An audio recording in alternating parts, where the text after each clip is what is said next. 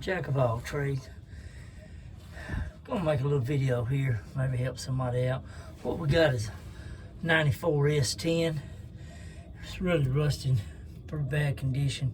Wanted to show people how to maybe help them out on changing some rear shocks.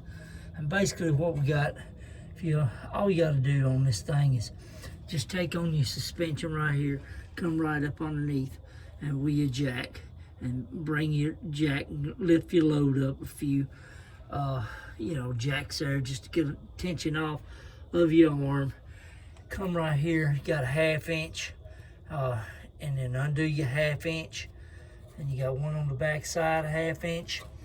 Come down, you got 13/16, break your 13/16. Now I recommend go ahead and squirt them down with some penetrating oil on both. Some of them, like this one, was particularly really rusted, and if you let it set overnight, when you know you're going to do your job, you'll get by without breaking any bolts or anything.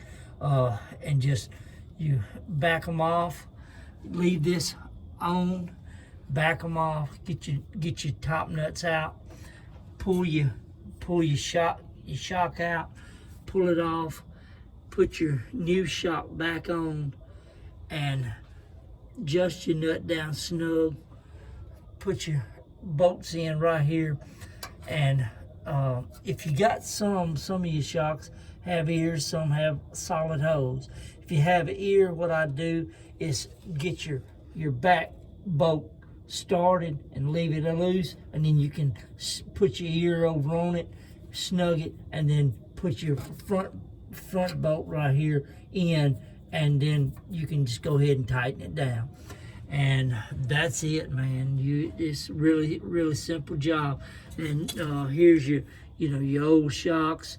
You can make things with them if you want to, or just throw them in the garbage. Hope it helps. Like and subscribe. Jack of all trades out.